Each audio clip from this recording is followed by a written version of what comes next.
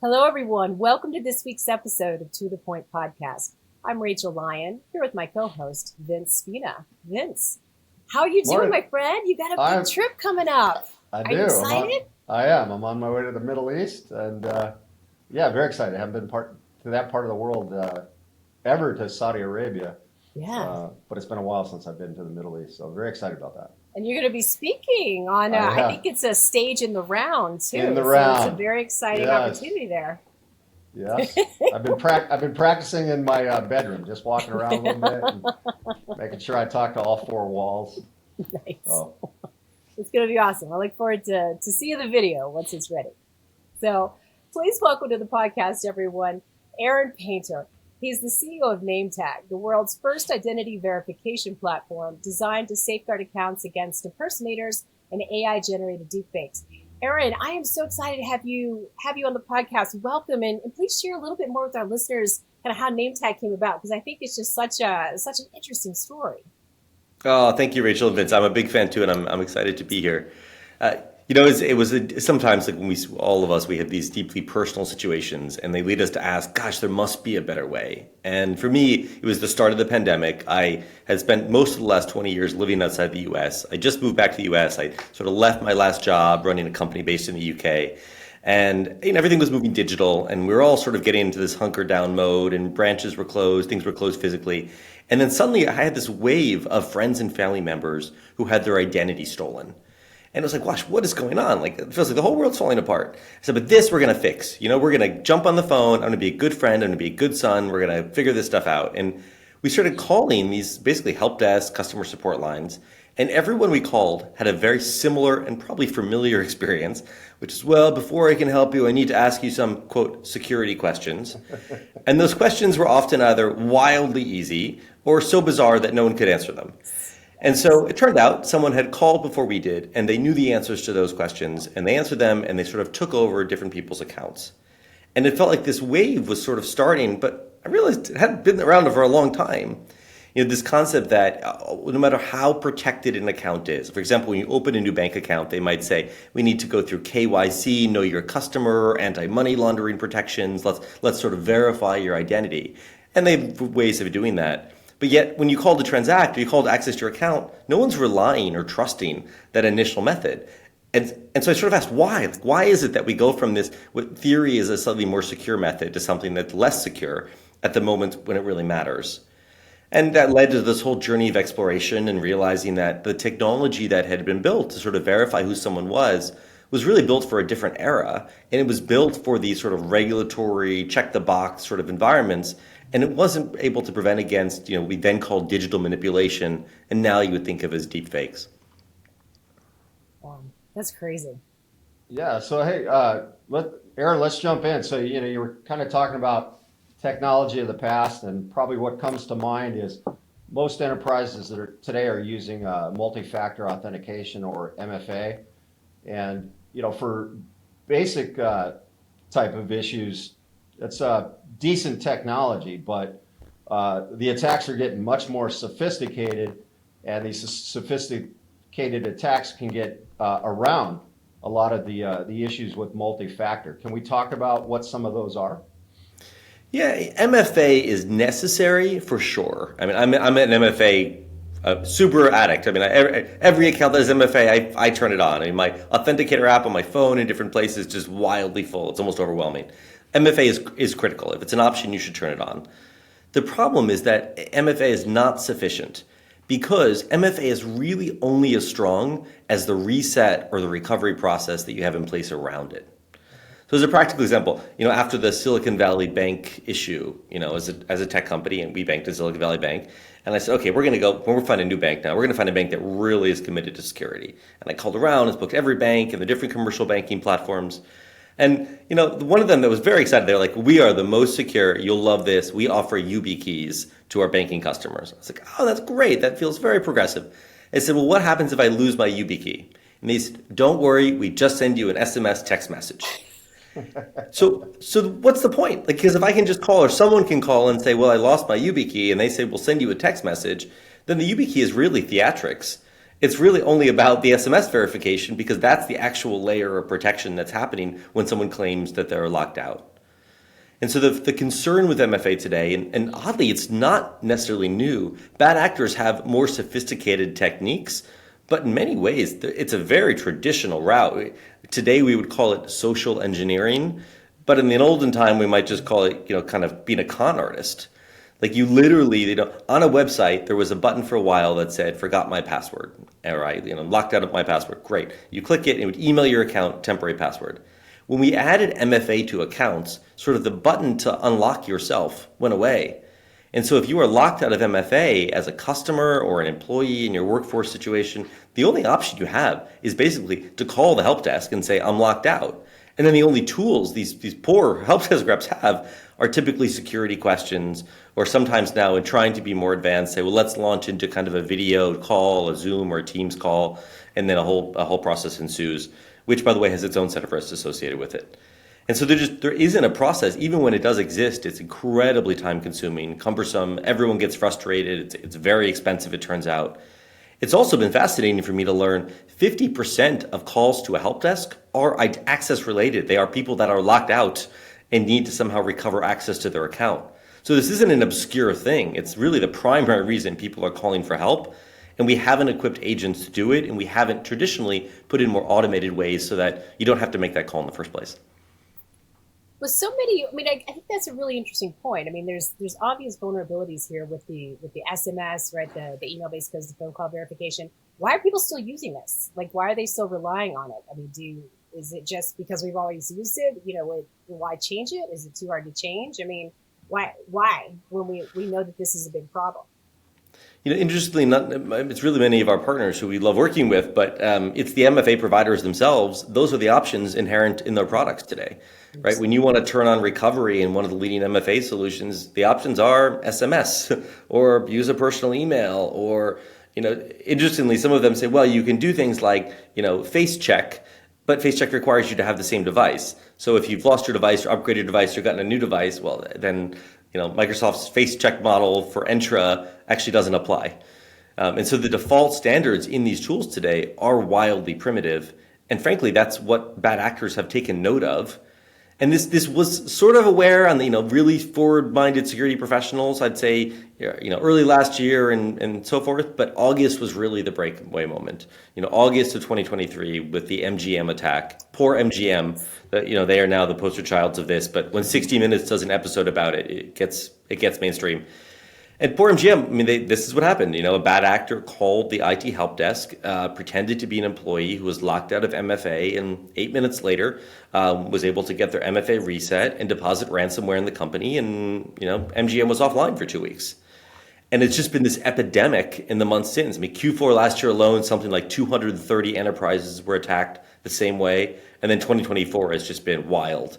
Companies of all sizes, particularly in industries like healthcare. We've had a bevy of government warnings, HHS, FBI, pick your government agency saying, you don't understand, healthcare is being attacked at the IT help desk for both patient accounts and practitioner accounts.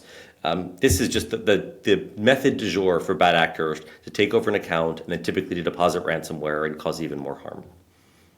Hey, Aaron, I just wanted to maybe double click. So when I've been listening to you talk, and we're talking about some alternatives to MFA, you talked about facial recognition, so biometric authentication. Earlier, you talked about a YubiKey, which, hardware security keys. Are you a believer in those type of technologies, or are there other ones like contextual authentication or adaptive authentication? Like, what can our listeners, if you're trying to go beyond MFA, what are some of the more advanced technologies that you would endorse?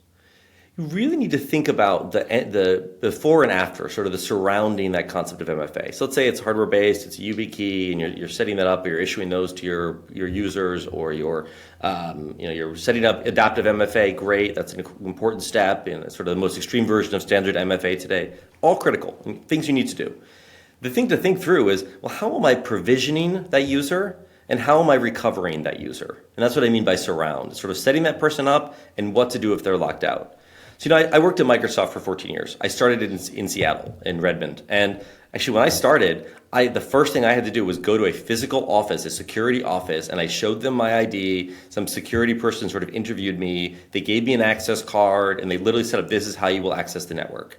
That was great 20 years ago. Right. But in a world where we have remote workers, where a lot of us aren't going to the office, we might never go into the office, users of a company platform, as a customer, you're probably never going to see someone in person. The provisioning element in particular is very risky from a security perspective. The idea that we often hire people, HR says, okay, great, IT, go set up their user credentials.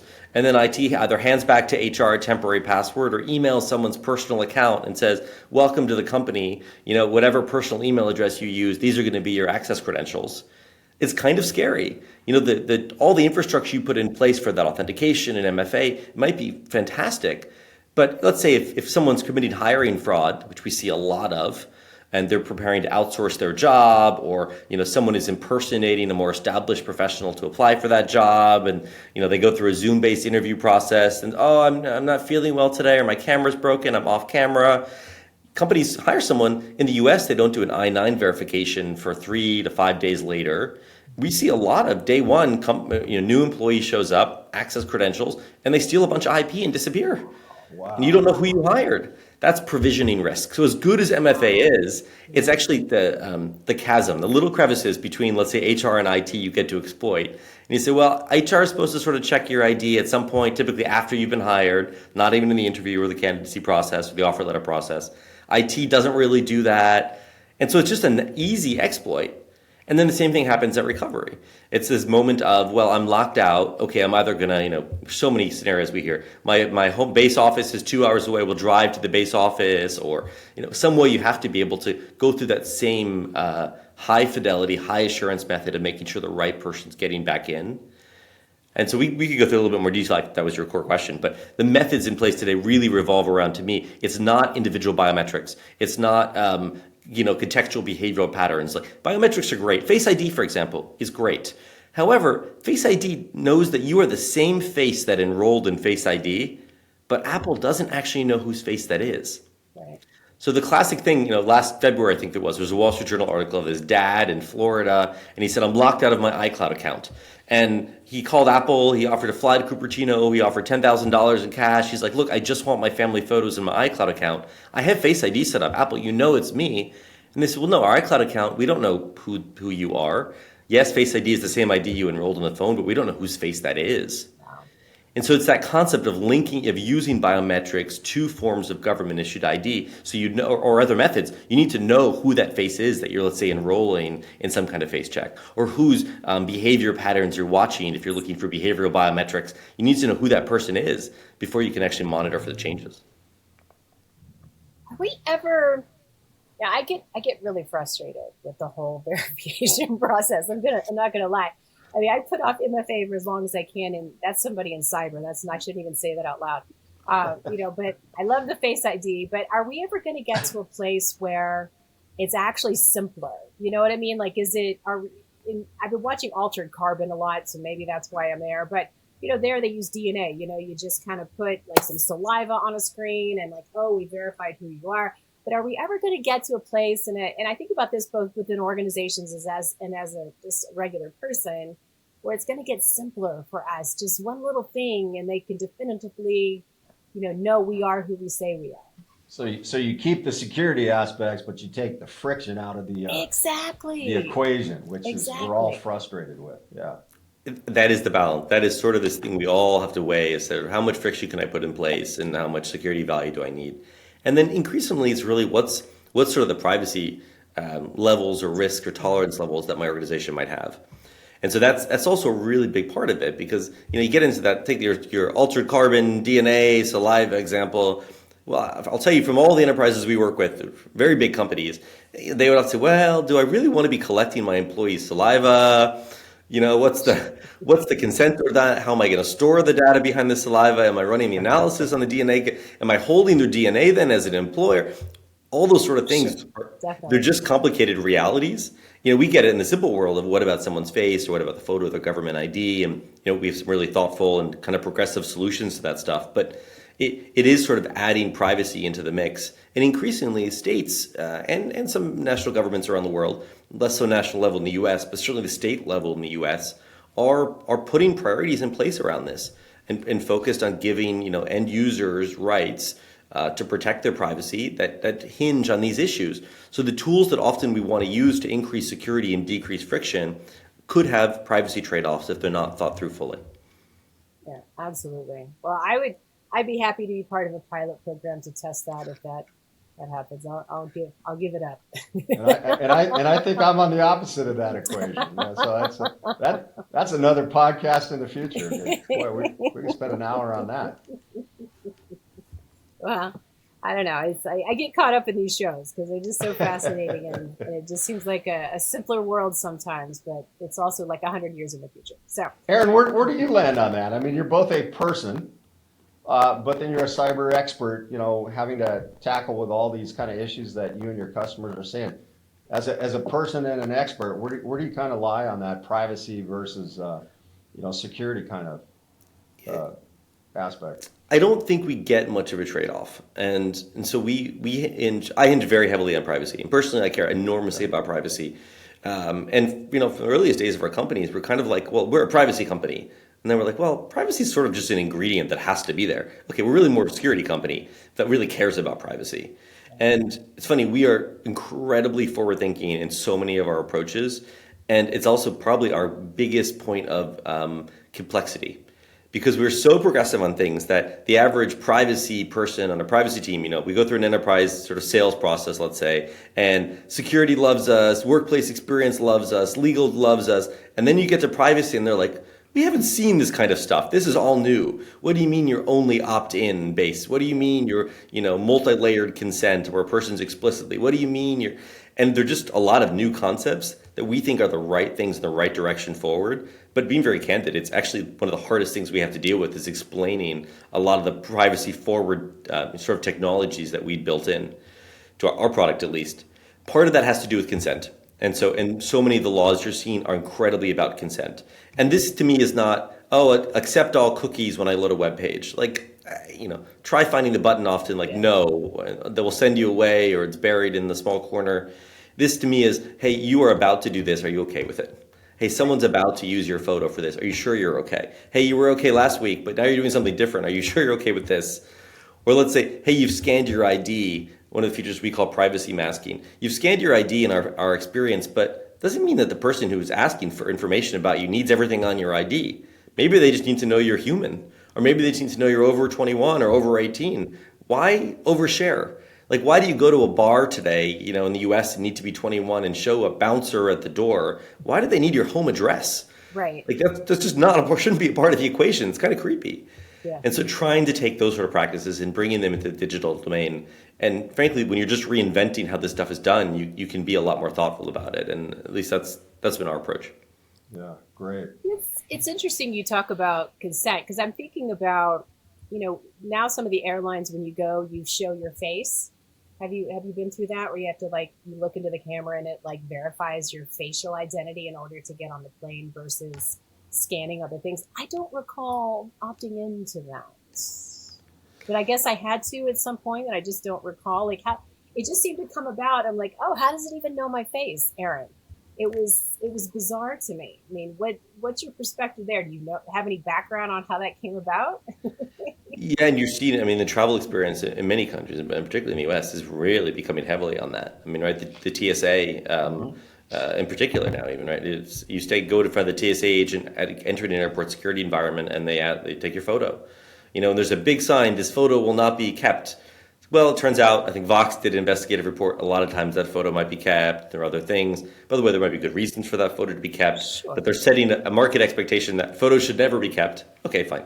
But it is, in those scenarios, you have a choice, but it's kind of like choosing, I'm not going to go through the metal detector. They are set to make your life difficult, right? You have a choice in the US, you don't in many other countries, but you might not want to. Where the world's interested in an end user experience, this is a very real life scenario today. So if you use HubSpot as a platform, HubSpot for a long time had the same challenge we were talking about, which is I'm locked out. Okay, call the help desk. And users were frustrated. Help desk reps were worried they were going to let the wrong person into someone's HubSpot account.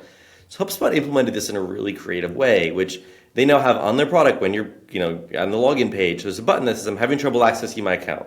And it gives you two options with great clarity. And so it says, okay, great. You can contact support, click here, but it will take you 48 to 72 hours. Or you can get back in an automated way that might use biometrics and other things, and you'll scan your ID with your consent, but you get right back in. Your choice. Nice. And so, the majority of people, shall we say, certainly say, I'm going to go the express route. Right. But you know what? There's some people that might not be comfortable with that or might not have the right kind of phone or be in an environment or in a country where that doesn't work or whatever it might be. Usually single-digit percentages, but they're able to sort of make that conscious choice. And imagine if you went to the TSA and there was a line like, hey, I'm prepared to use all this new stuff, and there's a line that says I'm not. And today, there's a pre-check and a non-pre-check line, but they're all using the same tech. Right. And I got to say, I love Clear, just to get that out there. Clear plus pre-check. I can't advocate enough for that. And global entry.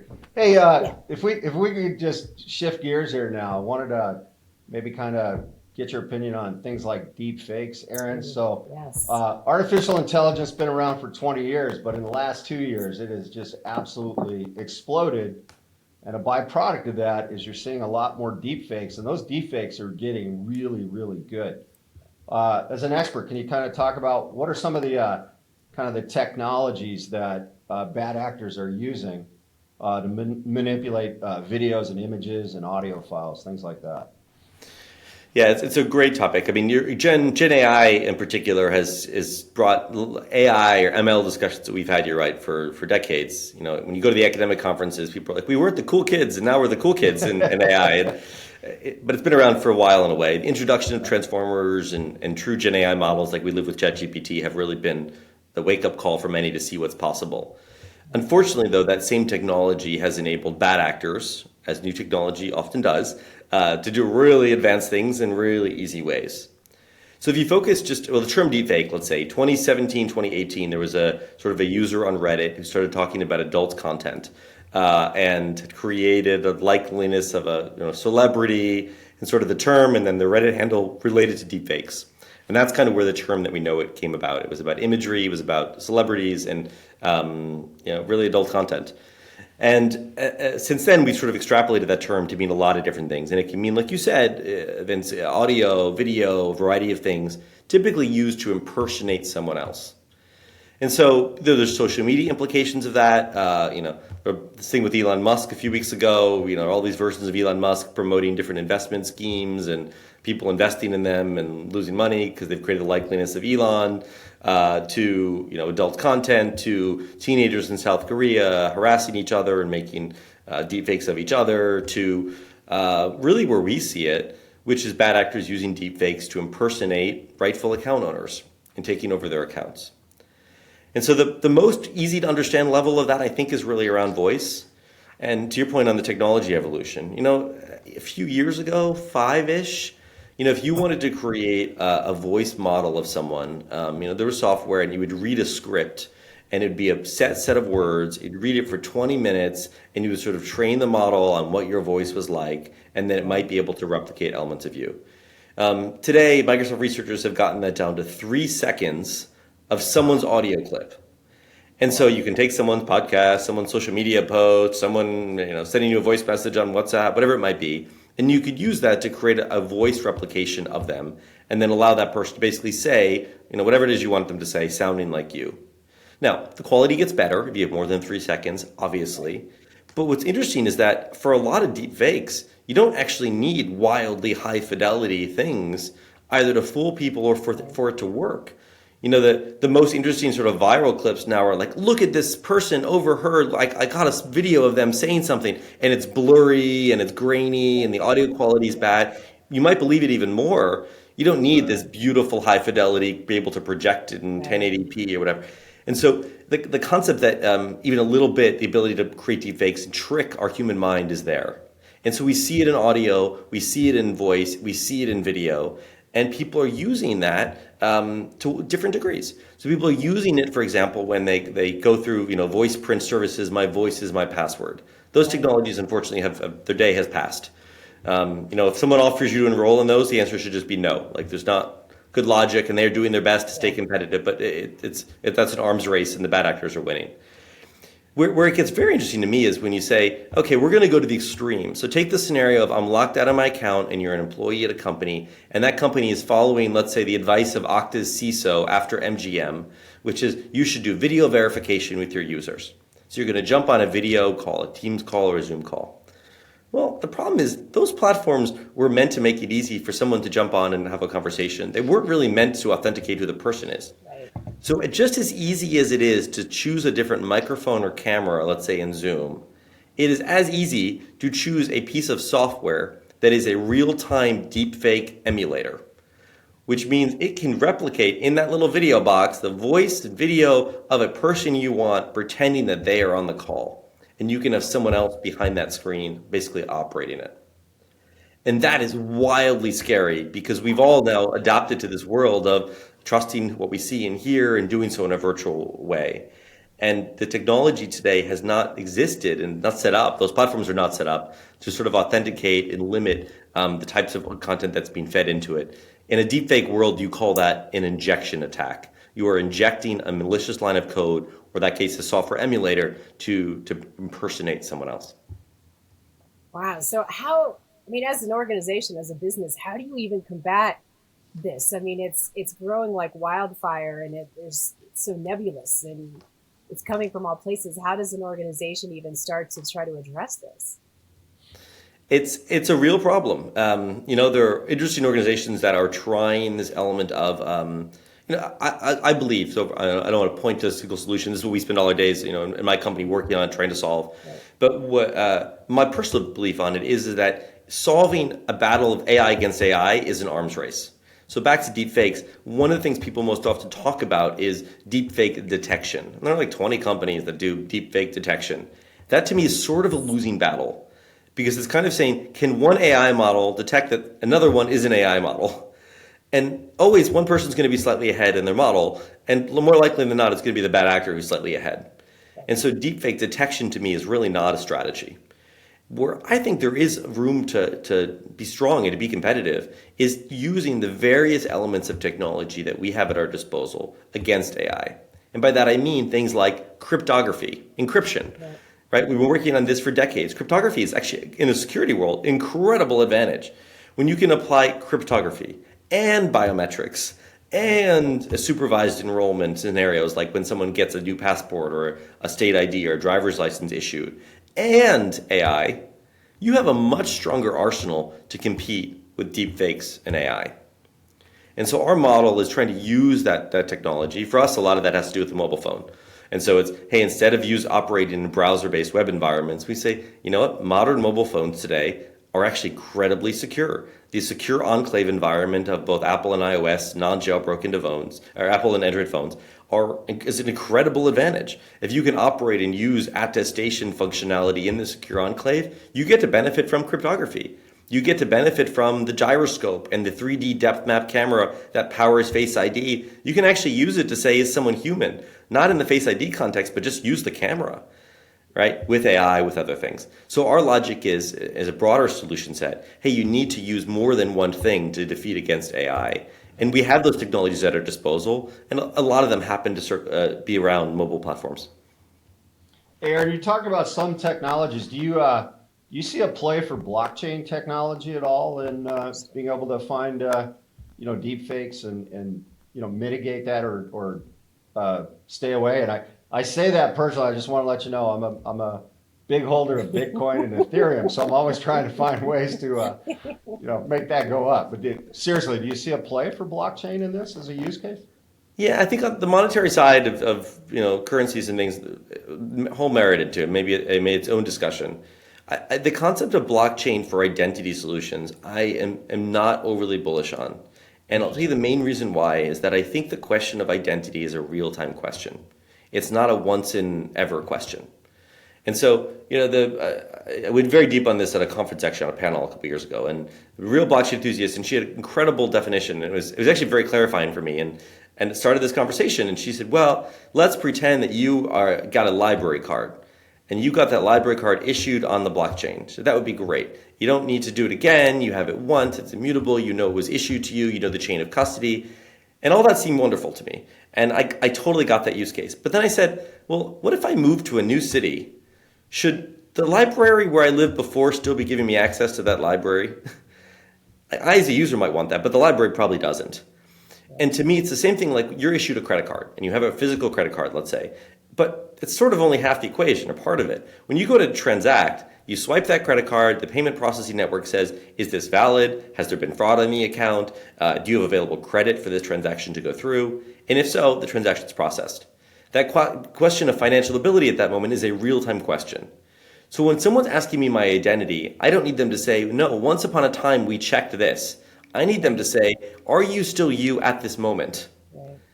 Right? And the classic example on this might be, call it the large house sharing platforms or rent an apartment type of platforms. They were trying to replicate, for example, in-person hotel check-ins. And so if you have your average profile today on, call it Airbnb or VRBO or others, you can often have a verified profile checkmark there. The challenge is they did that once. So at some point in the process of having an Airbnb account for years, they might say, hey, can you scan your ID or can we make sure that you're you? Great, you have a verified check.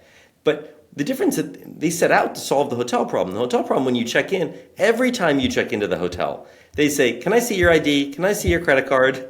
And they check you in. Unfortunately, if someone else is using my Airbnb login credentials then, or my account is compromised, that person gets to act as if they're me fully because there's a little verified check there. And so it's a little bit similar to me to blockchain. It's not about the one-time verifications. It's about re-verification. And then trying to find ways to do that are low friction, but high assurance. Because there are times, maybe you don't care as much in Airbnb. Maybe you should, maybe you don't. But I'll tell you, if you're accessing, resetting your access to your employee credential, and let alone if you're a privileged access user, you absolutely care that it's that same person. You don't want to know that their ID was once verified last decade. You want to make sure that they are that person now in front of the screen and they're the right one. Yeah. I just watched the value of my crypto drop as well, your currency could be valuable, and that's its own discussion.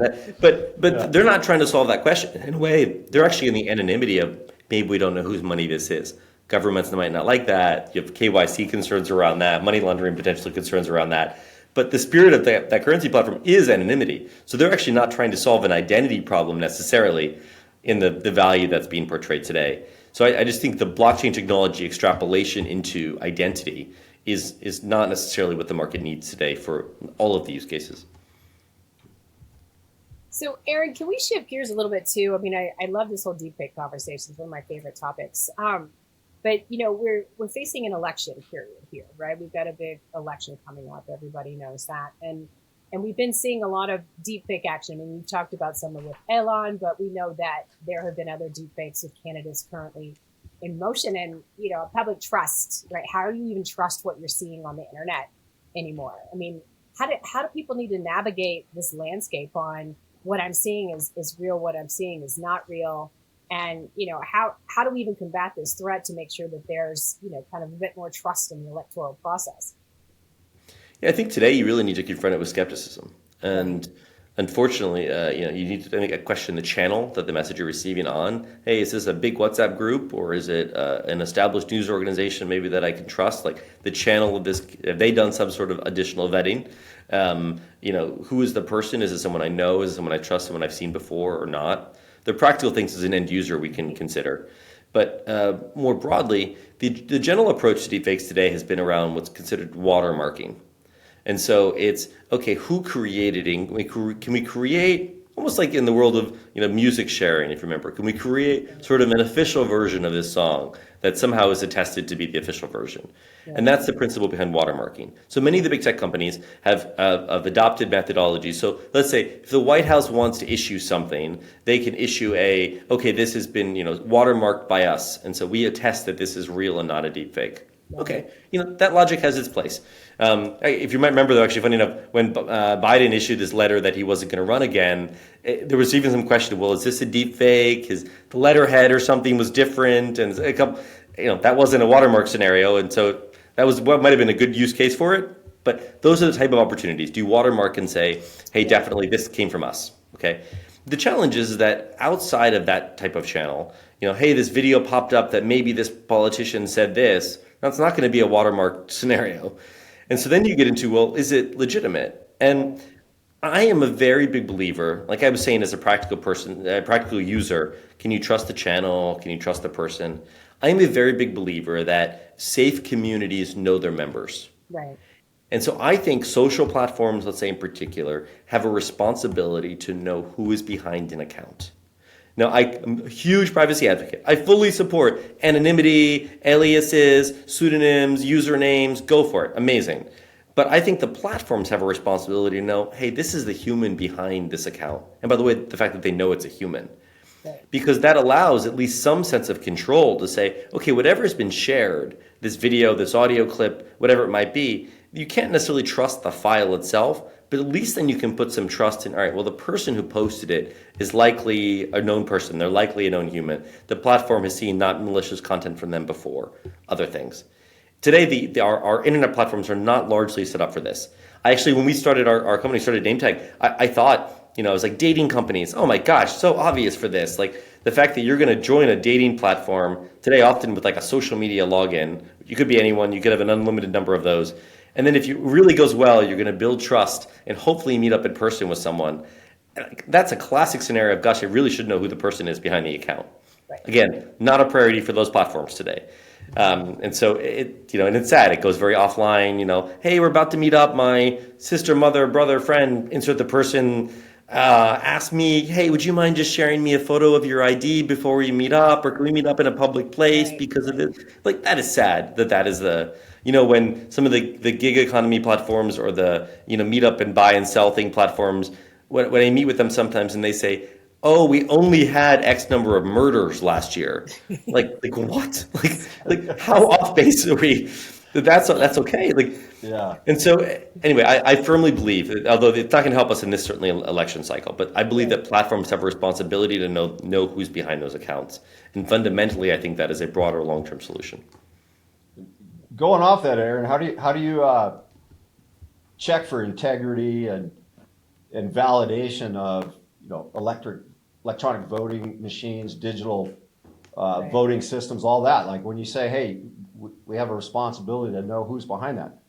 How do we do that? Because that's becoming more and more prevalent. We're 50 days from that happening in the U.S. and more and more countries are kind of heading in that direction. How do you validate that? Yeah, fortunately, and there's a nuance because that's a big category, but fortunately, the concept in the identity world is, by ISO standards, you think of what's called supervised enrollment versus unsupervised enrollment. And that's what we're talking about. Do you go into the security office? Do you go into the DMV? Do you go into someone watching you? And even, not the case, you mentioned Clear, not the case in all of their enrollments, but their airport security enrollments. Interestingly enough, that is a supervised enrollment. Right? You go in and someone's sort of watching you, and it's going to be difficult to deploy a deep fake in that kind of context. Right. And so, even voting, even let's say it's a voting machine, but at a physical polling place, well, interestingly, you can get into, is the machine itself secured? Is it encrypted? Does someone have access? Great discussion, but not quite in the theme that we're on now. Interestingly, that is actually a supervised enrollment. You are going to a voting place, someone's asking, depends on your state, gets contentious, but asking to verify that you are a registered voter, shall we say, maybe checking your ID. But someone's there, someone's talking with you, someone's interacting with you, and then they're sending you into the voting machine. And so there's an element actually of sort of human supervision in that. A lot of states that have voting by mail, for example, it's still paper-based, you send it in, you sign something, people are looking, they're actually doing signature mapping, there's attestation pages often on those mail-in forms. So there actually still is a pretty strong human element in those. And so they're not sort of pure digital. We're not yet today, and I know of in many places, hey, log in and click your vote and log out. But I would also probably say our infrastructure of the internet is not quite ready for that today. Yeah, absolutely. And I want to segue, there's, the other popular topic with regard to deepfakes, and I think you kind of alluded to some of this with the Reddit thread you'd mentioned, but legislating deepfakes. I mean, particularly deepfake porn. I know there was a Wired article yesterday that was kind of at the state level, how I think there's 23 states that have passed some kind of legislation. 39 are looking at it, as Congress is trying to assess, how to legislate things like the Defiance Act or the Take It Down Act. But I mean, Is there a way to legislate and regulate deepfakes, Aaron? Yeah, the biggest one to me is back to this concept of knowing who the platform's taking responsibility and knowing who's posting content. And coincidentally, the adult content platforms themselves have actually, in some cases, been a little bit, not all of them, but some that we've crossed paths with, have been a little bit progressive in this and doing the right thing and saying, hey, well, back up. The common thing that's going on in adult content also is around age verification. And so simultaneously, in addition to deepfakes, many states and nationalities have been passing laws around age verification to keep adult content away from minors. And so that's one issue that many of these platforms are trying to solve. But the other one they're trying to solve is actually in preventing underage content from being uploaded. So prior to deepfakes, they were saying, hey, we don't want people under 18, let's say, as performers in, let's say, adult content videos. And so many of the adult platforms today require identity verification, let's say, for the person uploading the content. Now, varying degrees, sophistication of that technology, are they doing that perfectly? But actually, that is sort of the intent. And in a way, that I think is the right approach. It's the right thing. It should be on any social platform, including adult content sites, is to say, hey, do we know who's uploading this content? Because it turns out you as a user, let's say a viewer of that site, you don't know the identity of the person who uploaded the content. There's probably some commercial name or a brand or an alias or an actor's name, whatever, stage name. Fine, you don't need to know the real name necessarily, but the platform does. And by the platform doing that, they can hold that person accountable and say, hey, you operate under this alias, you've uploaded content that's inappropriate. And by the way, we're not going to let you do it again, or we're going to go back and correct it or make you take it down or other things. And so that path to me has been some of the voluntary paths that some of these platforms have pursued. And not universally, again, maybe not to the right standards, but that to me is the inkling of what regulation could look like in requiring more of these platforms and more broadly to say, hey, you need to know who's uploading content. Because that you might create the deepfake and it might look wildly realistic, but we're going to hold the person who uploaded it accountable more so than we can and really authenticating the content itself. Hey, Aaron, you've been in this business a long time. You got a lot of experience. Talked about your time at Microsoft, et cetera. You specifically talked about how the threat landscape has evolved over over that period of time. What are some of the emerging threats or trends that are happening today that you personally find intriguing or challenging? Like, what's interesting to you, or quite frankly, what scares you? Like, Right. what are you guys thinking about? Yeah, I think, they're related, not surprisingly, to some of the stuff that we've talked about. I worry enormously about deepfakes. It is, and even a few months ago, people were asking, oh, I've heard about this, but is it a real thing? It is a real thing. Gartner says it's a real thing. Like, then it's a real thing. I mean, it is a way that people are using to take over accounts, to impersonate others, and really in significant ways. I'd say, though, interestingly, one of the things that I worry most about right now, and I've written a little bit about, has been industry specific on this, and it's related to healthcare. And I worry that our private health information is about to go the way of the last four of our social or answers to those security questions. It is the clear target of bad actors now to go after personal healthcare information, healthcare data, healthcare infrastructure. It's important, it's valuable, shall we say, unfortunately. It is more valuable on the called dark web for someone to have your healthcare information than it is your credit card number. And because of that, people are going after that data. And so it's risky. Your healthcare data could be exposed, people are targeting that. But equally so, these bad actors are targeting the infrastructure of the healthcare themselves. And, providers are in these moments of offering critical care and needing to make critical decisions, but they also have to do these elements of protection and security. Imagine if you're the doctor who needs to access this given machine to provide critical care and suddenly you're locked out of the account. Like, that better be handled urgently, with speed, and with security. Because at the same time, that machine can be taken offline. The whole infrastructure of a hospital can go offline. And we are seeing this is not conceptual anymore. Unfortunately, this is really what we're seeing is happening. And so I worry about it enormously in healthcare. And then look, I live in Seattle. I worry about it in infrastructure. Like, our library system was attacked a couple weeks ago. Last week, our airport was attacked. Like, the airport still doesn't have updated screens and all the elements of just the normal travel experience because the airport suffered a cyber attack. Like we are not ready, really anywhere in the world. Our digital infrastructure is not prepared for the level of cyber attacks we're seeing. And over 90% of cyber attacks right now are identity related. They are this concept of impersonating someone else, taking over an account. And it's funny enough, it's not wild technology. Like you mentioned sophistication earlier, bad actors are using more sophisticated tools because they're easy to use with deepfakes. But this is not a wildly advanced thing. This is not inventing a new cryptographic quantum computing ability to break an encryption algorithm. This isn't a tech breakthrough. This is like a social breakthrough. Yeah. And we're just not prepared as an industry, as society to deal with it. Yeah. That's what I worry about. And that's what drives me and my team on a daily basis, frankly. Wow. That's true. And you think about where, healthcare struggles with budgets and hospitals and, you layer all that on top of it. It's a very difficult problem to solve. And kind of final question, I know we're coming up on time. You've lived everywhere, Aaron. I was at China, France, Brazil, Hong Kong, United Kingdom, and now the US. As through the lens of being a cyber professional, how's this shaped your thinking about cybersecurity? Has it? Because I think, every country has a different point of view, right, of where they are in, economic maturity or infrastructural maturity. Has that kind of impacted how you think about cybersecurity and what you look ahead of problems to solve? Yeah, it's interesting. I've been a big part, living in different parts of my life has been a big part of my life story and my professional journey. And, so they're very practical. When I lived in Brazil, I lived in Sao Paulo. I love Sao Paulo. I love the people. I love the culture of Brazil. I love the food. The weather was amazing. It was really hard with crime. Like you would on a daily basis, whenever you left home, you worried about your personal safety. And if you were in a car or a taxi, the big risk was somebody would drive up on a motorbike and put a gun to the window and want your mobile phone or your computer or your briefcase or your backpack. My apartment building was standard. You would have two entrances. It was like a prison.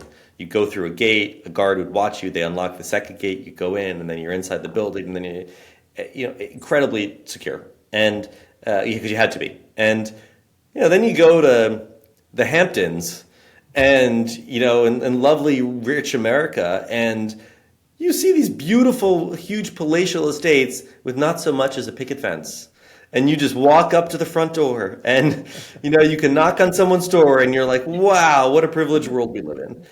And to me, that contrast around physical security frankly is quite local. You get to make those decisions because you know the threat landscape of your local environment, and you know where you're operating in, and you can make decisions. Do we need the extra gates or can we have the picket fence? Like you kind of know your local community, policing, detective work, our whole, spy apparatus, like intelligence system is all structured around local intelligence and local safety risks, local threats. In the world of cyber, that becomes wildly flat. The world becomes incredibly flat in terms of cyber because bad actors can use their best technique from anywhere in the world against you, anywhere you are. And so the difference between physical and cybersecurity has never been more clear to me than in watching and sort of my life story in a way of seeing how much local matters in the physical sense and how much local absolutely is irrelevant in the cyber sense. And so we're equipping incredibly intelligent, hardworking, creative professionals to do bad stuff anywhere in the world against anyone, anywhere in the world. And that is, it's scary. The exciting opportunities that the world is flat sort of gave us from a technology perspective has also opened up all these risks from a cyber threat perspective. And it's just more important than ever. And we don't really have a choice other than to respond or be proactive in responding. That's a great perspective. I didn't really think about it like that, but you're so right. I love the word pictures in that. That description is fantastic. So, thank you. Yeah. I've never shared before, but something I think a lot about actually is that concept and those contrasts in the physical world and the cyber world. So absolutely. Absolutely. Well, this has been such an awesome conversation, Aaron. Thank you so much for joining us. I've really enjoyed it, and I think our listeners got a lot of great insights. So thank you for your time. This has been a lot of fun. Thank you, Eric. Yeah, that was fantastic. This was a ton of fun for me. I really appreciate you having me. Love to keep in touch. So please, I'm very active on LinkedIn and post and content and things. Reach out, follow me, follow the stuff we do. And we write a lot about this stuff. We comment on industry things. And I love hearing from folks. So please don't be shy. Wonderful. And that's Aaron Painter, CEO of NameTag. So make sure you write it down and follow up. And to all of our listeners, thanks again for joining us for another awesome episode. And as always, Vince, what do we want them to do? We want them to remember to smash that subscription button so they get a fresh episode in their inbox every Tuesday. So Absolutely. to all of our listeners, thank you again. And until next time, stay safe.